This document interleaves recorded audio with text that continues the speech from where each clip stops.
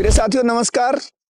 मैं आज आपसे चर्चा करूंगा एक शब्दावली सरोगेट मदर या सरोगेसी। सरोगेसी का मतलब होता है इन प्लेस ऑफ, यानी कि आप जो भी काम कर रहे हैं वो किसी दूसरे के लिए कर रहे हैं। तो यहां जब हम सरोगेट मदर की बात करते हैं तो ऐसी माता जो किसी अन्य व्यक्ति या अन्य कपल के लिए जब वो गर्भ धारण करती हैं और बच्चे को जन्म देती हैं तो उन्हें सरोगेट मदर कहते हैं। सरोगेट मदर की जरूरत क्यों पड़ती है?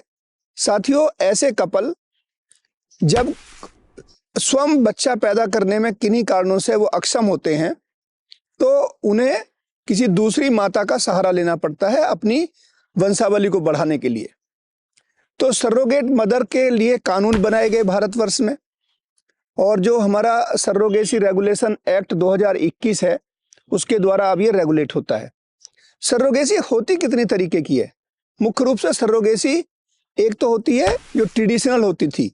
ट्रेडिशनल का मतलब है कि महिला ने नेचुरल वे में अपना ही उसका जो ओवम है वो यूज हुआ और नेचुरल वे में वो गर्भधारण की और वो जो बच्चा पैदा हुआ वो किसी दूसरे कपल को दे दिया।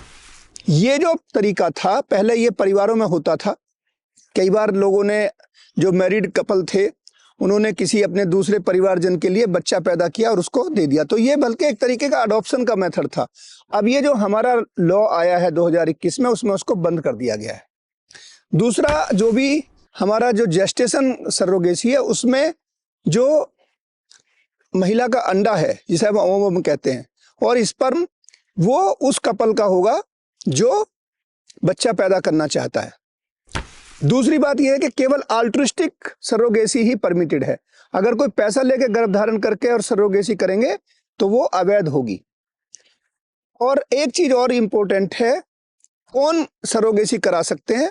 तो नंबर 1, ऐसे कपल जिनकी शादी 5 वर्ष हो चुकी है और जो ये सर्टिफिकेट देते हैं कि वो मेडिकली फिट नहीं है तो वो सरोगेसी से बच्चा पैदा कर सकते हैं।